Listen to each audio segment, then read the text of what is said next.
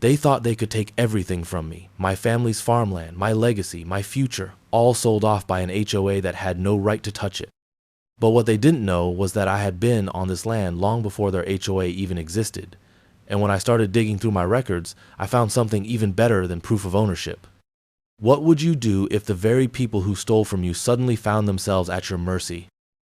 If you love insane HOA revenge stories, hit that subscribe button and let's get started. The morning started like any other, with the sun rising over my fields, casting golden light over the wheat swaying in the breeze. I had lived and worked this land my entire life, just like my father and grandfather before me. Our family had owned these acres long before there was even a paved road leading to the town nearby. That's why when my phone rang that afternoon, I had no reason to expect anything other than the usual: a supplier confirming an order, a neighbor asking for a favor, or one of the ranch hands checking in. But instead, I heard my lawyer, Sam Grayson, his voice tight with urgency. "We've got a problem," he said. "The HOA claims they've sold your land." I almost laughed, thinking it was some ridiculous mistake. "That's impossible," I said, stepping onto my porch and looking out over my fields. "The HOA doesn't own my land. I never signed anything. My deed is clear." There was a long pause on the other end before Sam finally said, "You need to get down to the county office now. You need to see this for yourself." Within the hour, I was standing in a cramped government office, staring at a thick file of documents laid out in front of me. Sam flipped through the pages, his expression grim. "This," he said, tapping one of the stamped forms, "is a sales agreement transferring 1,500 acres of your farmland to the Oakwood Hills Homeowners Association. According to this, you sold them the land 6 months ago." I shook my head in disbelief. "That's a lie. I never sold anything." He nodded. "That's what I thought, but take a look at this." He handed me another paper, a copy of a signature, supposedly mine, authorizing the transfer. My stomach turned. The signature looked close, but not quite right. "This is forged," I muttered, my hands tightening into fists. "They faked a sale and think they can get away with it." Sam leaned against the counter, sighing. "Not just that. The HOA already flipped it to a developer. Construction is scheduled to start next month. If we don't act fast, they're going to bulldoze your land." The words hit me like a punch to the gut. I had seen the neighborhood creeping closer over the years, watched as more houses popped up along the edges of town. But I never thought they would be bold enough to try and steal from me outright. My land was my livelihood, my history, my future. The idea of losing it, of seeing concrete poured over the fields where my father taught me how to plow, where my grandfather once ran cattle, made my blood boil.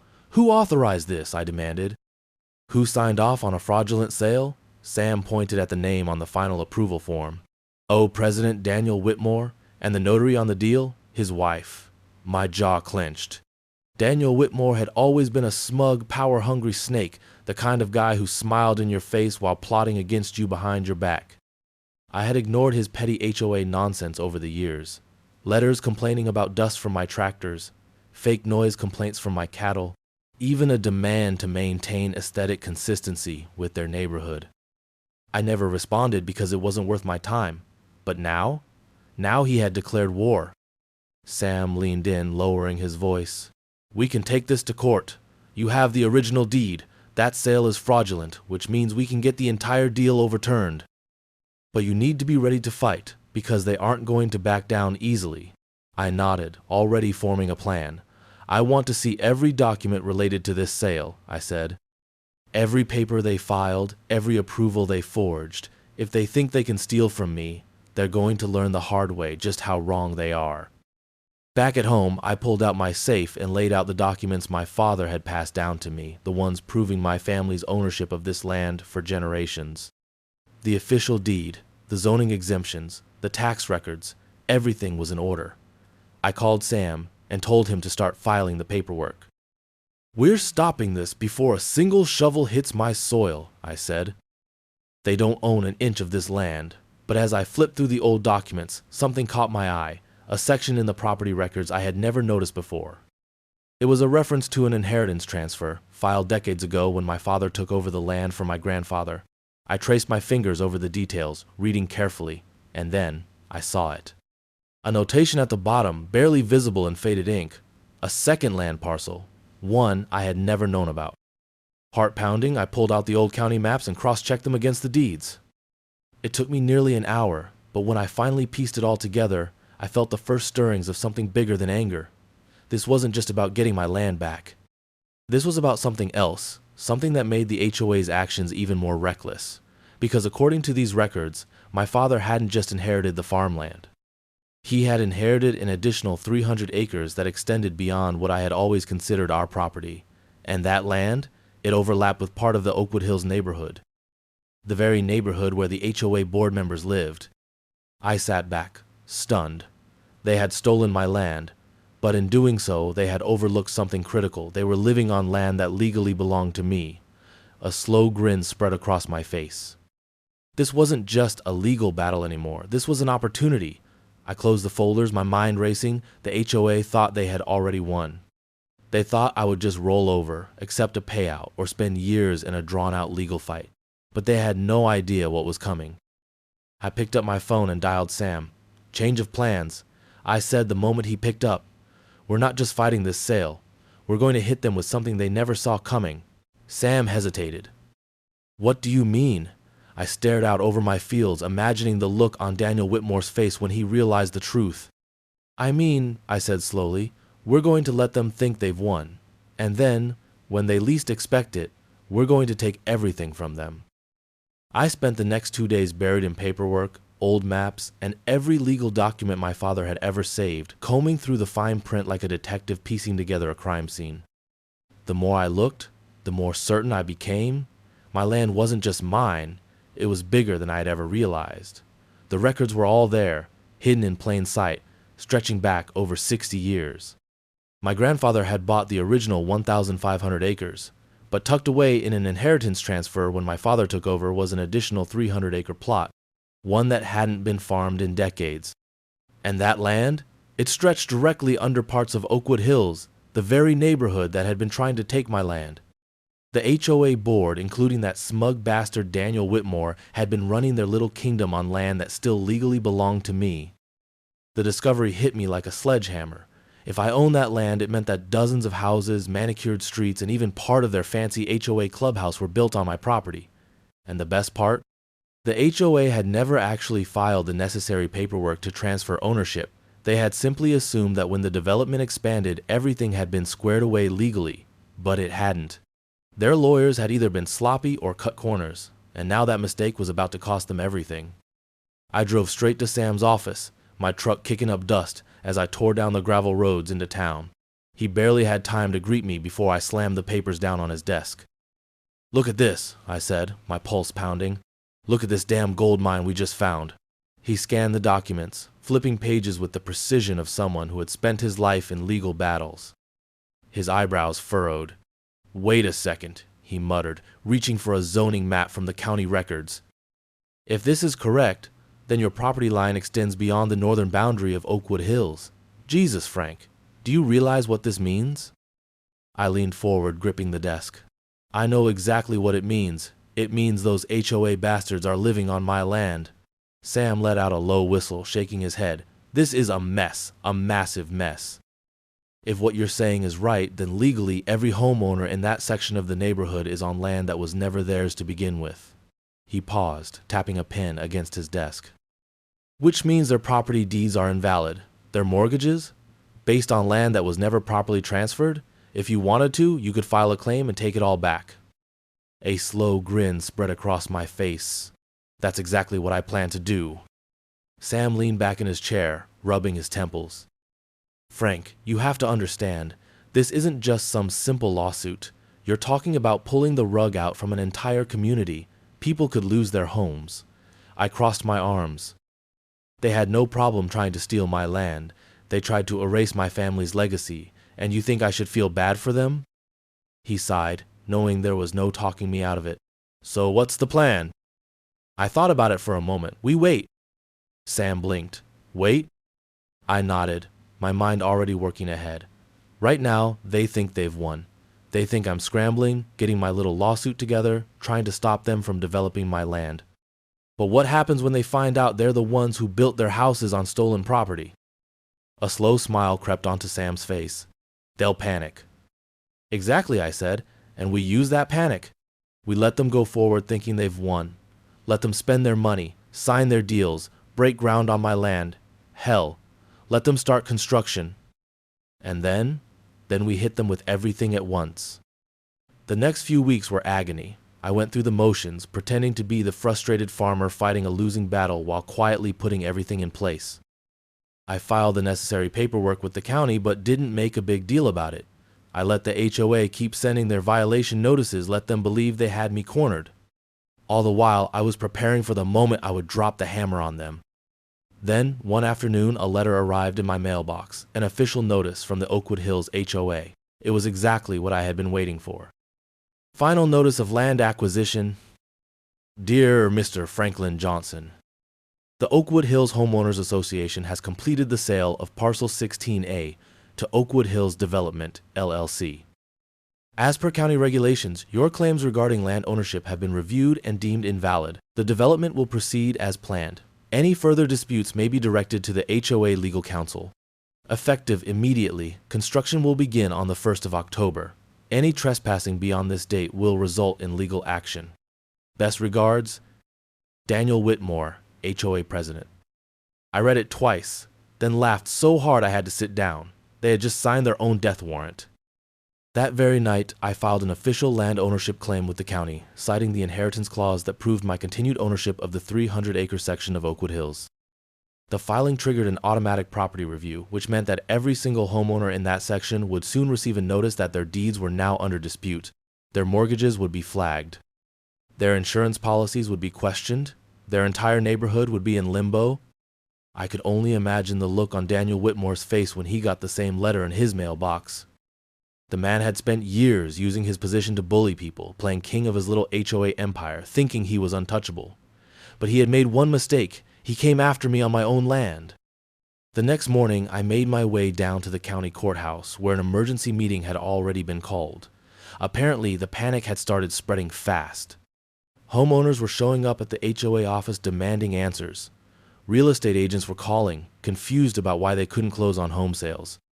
And in the middle of it all was Daniel Whitmore pacing back and forth in the courthouse hallway, his face pale as a ghost. He spotted me before I reached the clerk's desk, his expression twisting in fury.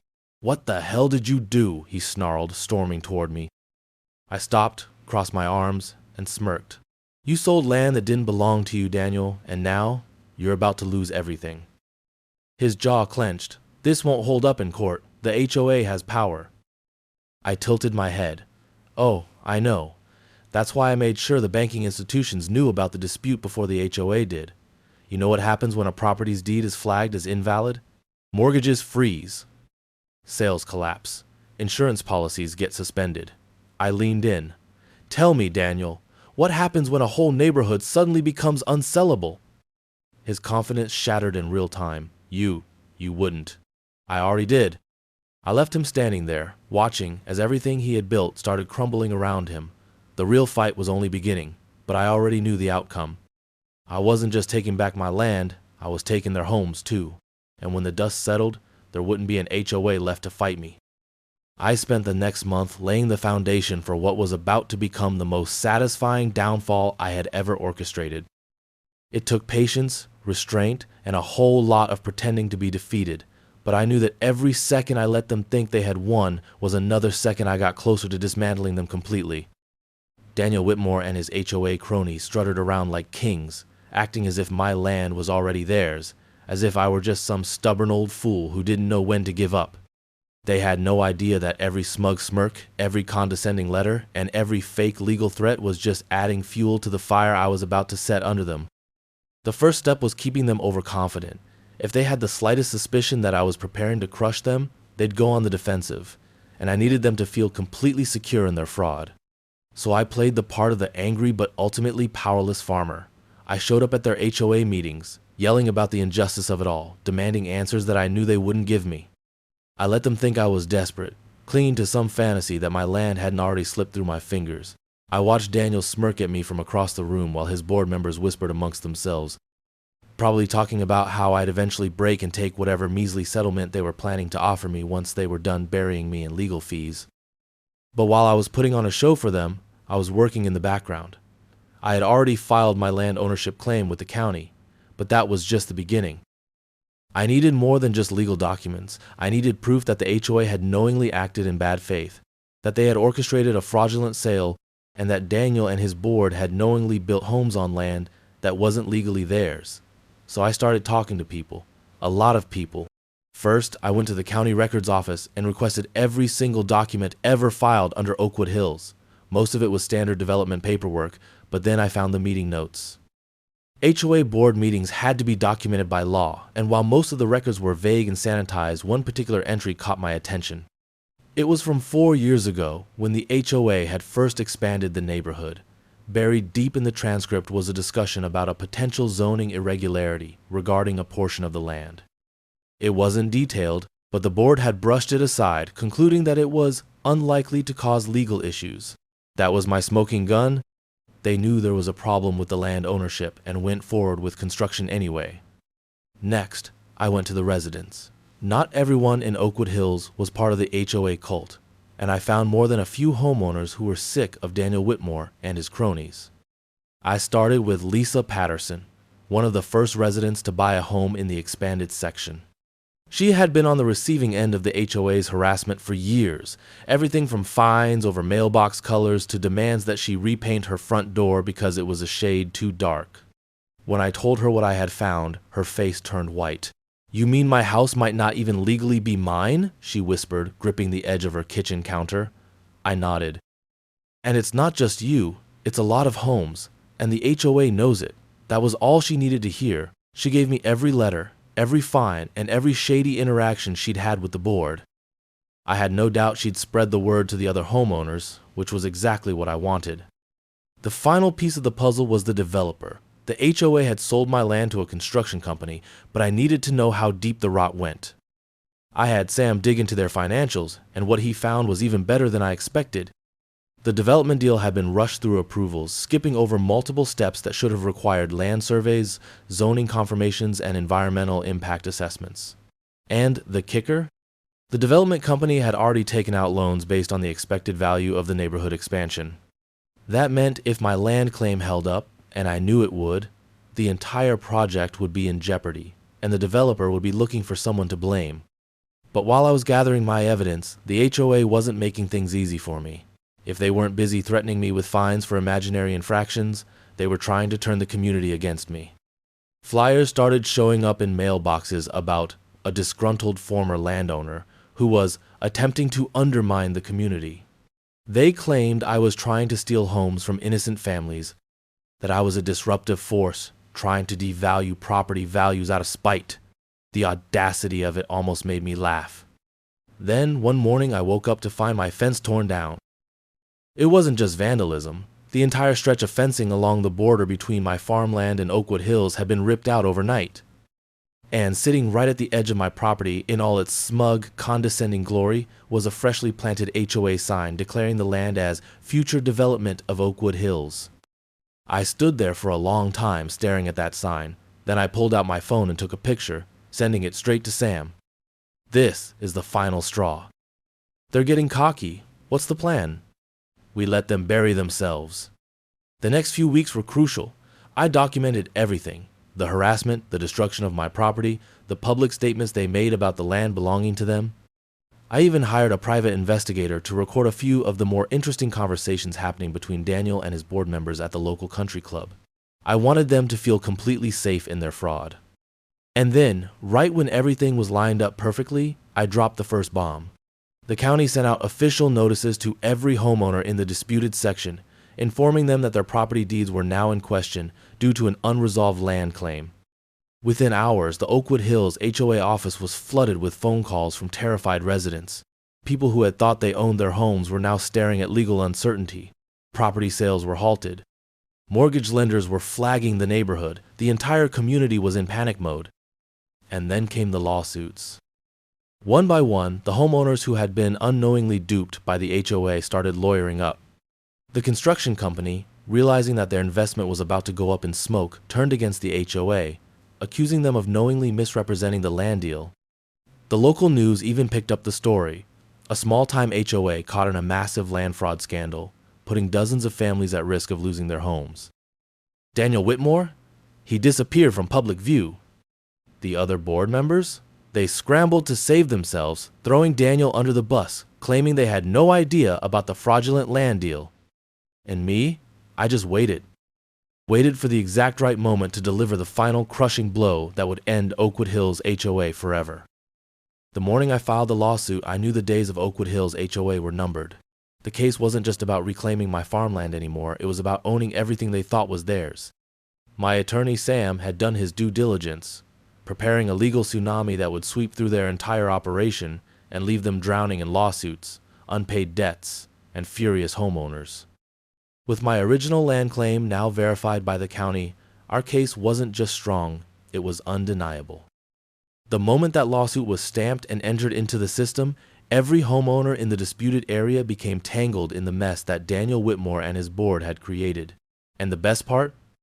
They had no idea it was coming. I made sure they found out in the most painful and public way possible.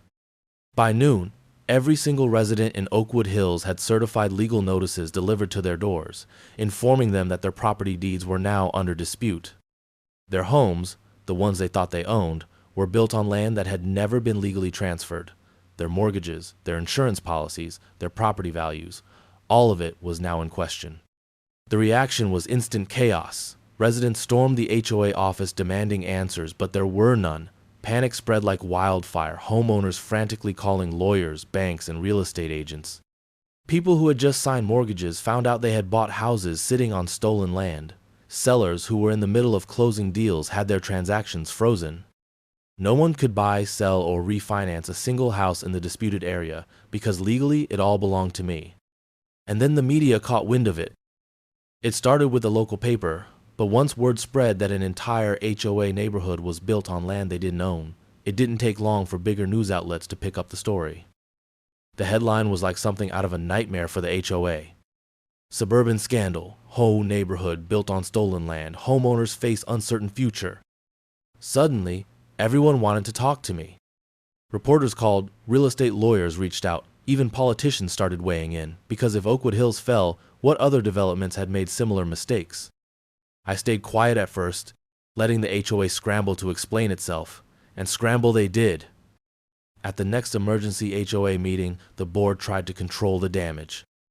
Daniel Whitmore, who had gone into hiding for the last week, finally showed his face, standing at the podium, drenched in sweat under the fluorescent lights. The residents weren't just mad, they were out for blood. "You told us everything was legal," one man shouted. "You said our deeds were clear," a woman yelled, waving her mortgage papers in the air. "What the hell are we supposed to do now?" Daniel raised his hands, trying to calm them down. We are working closely with our legal counsel to resolve these misunderstandings," he stammered. "Rest assured, we are confident that." "Misunderstandings," I said, standing up from the back of the room. The entire room fell silent as I made my way to the front. Every pair of eyes turned toward me, including Daniel's, who went pale the second he realized I was there. I held up a thick folder of legal documents. "This," I said, my voice steady, "is not a misunderstanding. It's fraud. It's illegal property transfers, it's zoning manipulation, and it's deception on a scale that's going to bankrupt this entire neighborhood." I let the words sink in, watching the panic spread across the crowd. "Your HOA stole my land, built houses on it, and pretended like it never happened, and now I'm taking it back." The room exploded. Residents were on their feet, screaming at the board. Some people were crying, realizing they had put their life savings into a home that wasn't even legally theirs. Others turned on Daniel directly. "You told us we were fine," one man shouted, stepping toward the podium. "You lied to us." I didn't," Daniel stammered, but he had nothing. No explanations, no way out. And then came the lawsuits. Within days, I wasn't the only one suing the HOA. Homeowners who had once thought I was the enemy were now filing their own lawsuits, demanding compensation for fraud, misrepresentation, and financial damages. Banks started pulling back from the neighborhood, refusing to issue new loans on disputed properties. Home insurance companies revoked policies due to the legal limbo. And worst of all for Daniel, the developer who had bought my land turned against him.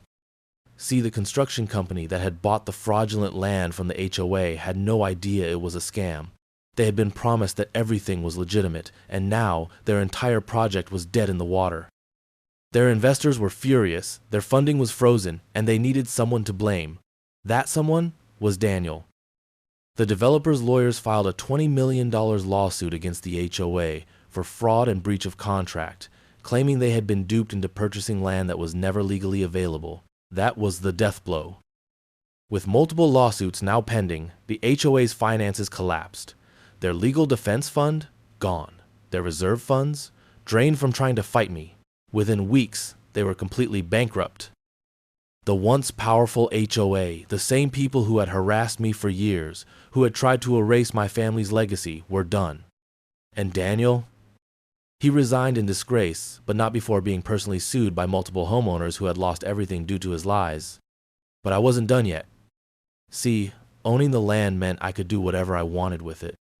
And after watching them steal from me, threaten me, and try to bury me in legal nonsense, I decided that I was going to take everything from them. So I put the entire disputed section of Oakwood Hills up for sale. Not the homes themselves, just the land beneath them. I made one simple announcement. The land beneath Oakwood Hills is now for sale to the highest bidder. If the homeowners wanted to keep their houses, they would have to buy the land from me at market price. Some could afford it, most couldn't.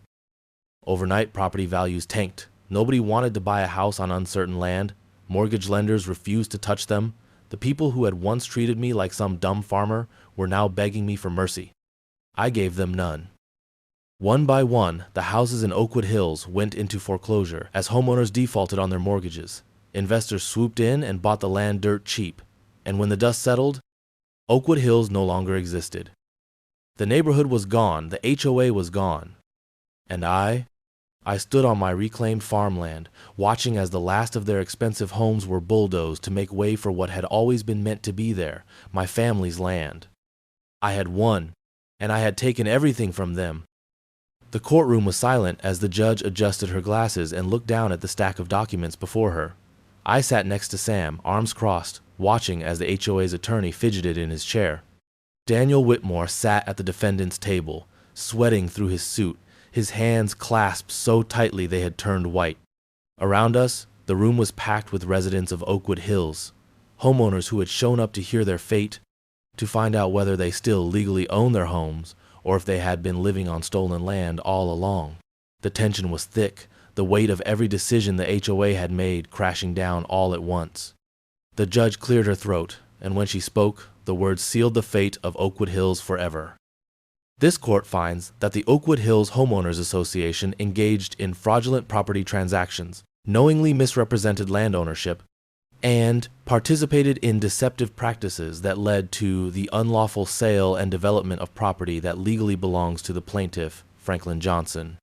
Therefore, the sale of the disputed 1,500 acres of farmland is hereby nullified. Furthermore, the court acknowledges that, per the legally binding inheritance records, an additional 300 acres of land within Oakwood Hills remains the sole property of the plaintiff. Any existing structures built on this land are subject to his discretion as the rightful owner. The gasps that filled the courtroom were everything I had been waiting for. The HOA's attorney jumped to his feet. "Your Honor, this ruling will create devastating consequences for the community." The judge didn't even look up. The HOA had ample opportunity to address these legal concerns before developing land they had no right to claim. They ignored it. They buried evidence. They threatened and harassed Mr. Johnson instead of addressing the issue legally. The consequences they face now are entirely of their own making. Daniel's entire body slumped forward. He knew it was over. They all did.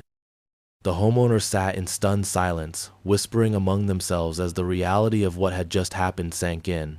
Some of them owned houses sitting on land that wasn't legally theirs. Some of them had mortgages on properties that were about to be worthless. The HOA board had lied to them, tricked them, stolen from them, and now everything was falling apart. Outside the courthouse, reporters swarmed me, but I didn't stop to talk to them. I had work to do, because while the legal victory was sweet, the real revenge was only just beginning. That very night, I sent out the first round of eviction notices. Every single homeowner whose property was built on the 300 acres I still owned received a letter informing them that they were now occupying private land without permission. They had two options: buy the land from me at market price or vacate the premises immediately. It wasn't long before the HOA board members started calling me, begging for meetings. Daniel Whitmore was first, slinking into my office like a dog with its tail between its legs. His face was pale, his confidence completely shattered. "Frank," he started, hands clasped in some pathetic attempt at diplomacy, "there's got to be a way to fix this." "Oh, there is," I said, leaning back in my chair. "You could have not stolen my land in the first place." He swallowed hard. "The homeowners, they're innocent in all of this. They didn't know." I narrowed my eyes. "They sure didn't have a problem when you were stealing from me.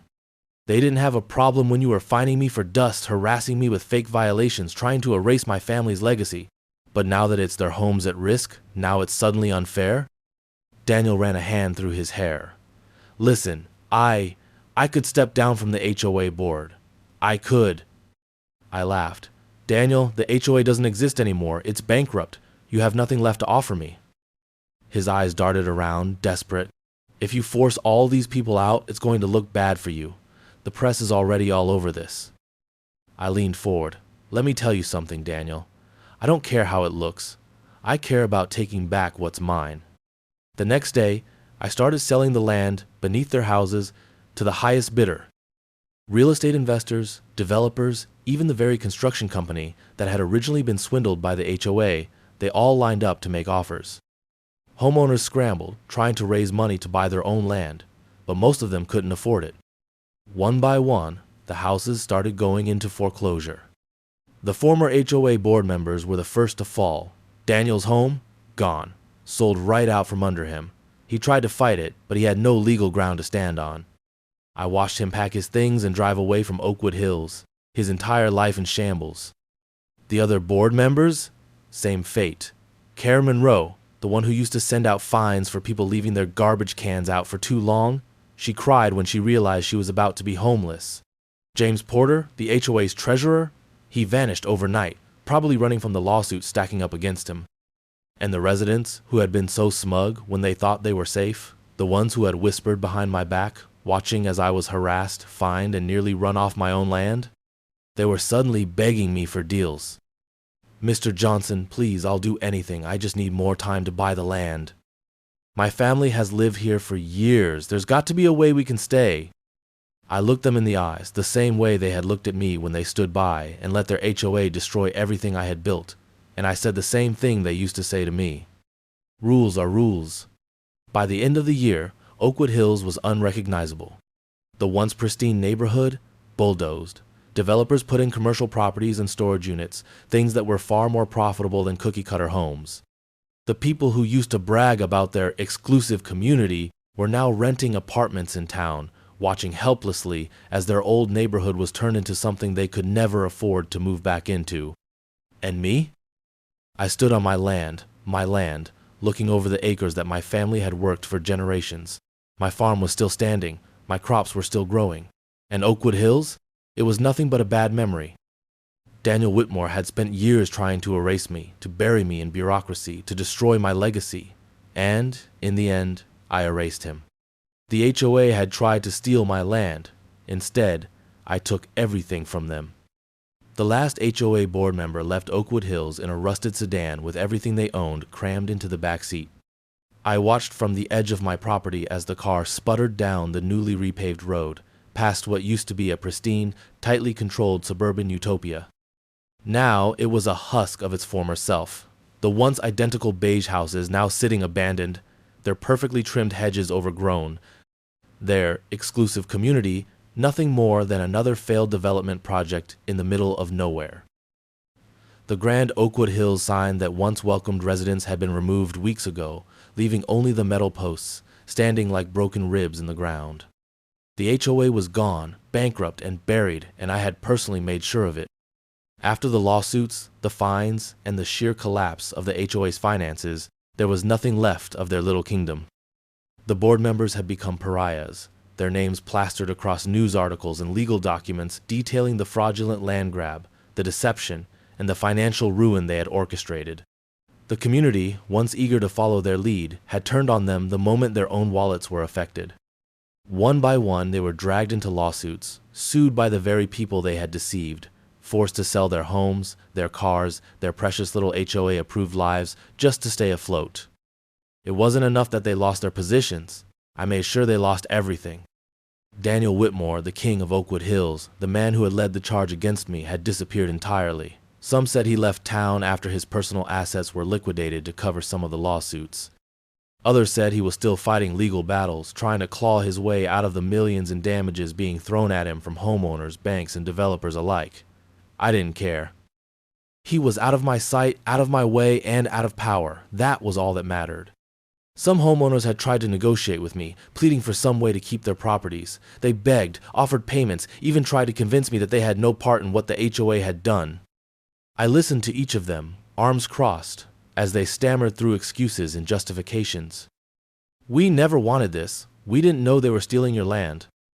I always thought the HOA was being unfair to you, but I couldn't say anything. You understand, right? I have kids. They grew up in this house. Please, don't make us leave. I stared at them the same way they had stared at me years ago when the HOA had harassed me, fined me, and tried to take what was mine. And I told them exactly what they told me back then. Rules are rules. I sold the land out from under them without hesitation, parceled it off to developers, turned their backyards into commercial lots, storage units, and farmland again. The few that could afford to buy back their land paid triple what it was worth, their desperate attempts to cling to their suburban fantasy, filling my pockets with the same kind of greedy exploitation they once supported. And the rest? They left. They had no choice. I watched them pack their expensive SUVs, watched their moving trucks roll out one by one, watched their perfect little community crumble into nothing. There was no negotiation, no pity, no second chances. I had given them the same kindness they had given me. The moment the last of them was gone, I stepped onto my land, fully mine once again, and let out a breath I had been holding for years. The fields stretched out before me, untouched by construction, undisturbed by entitled homeowners trying to erase what had stood for generations before them.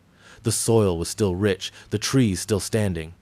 Despite everything, the land had survived, and so had I. For the first time in a long time, I could truly breathe. I walked through my reclaimed farmland, the dirt familiar beneath my boots, the air heavy with the scent of wheat and soil. It felt right. This land had always belonged to me, to my family, to generations who had worked it long before any HOA existed. It had never belonged to them, and now it never would again. The developers who had partnered with me were already making plans, returning large portions of the land to agricultural use, as it was always meant to be.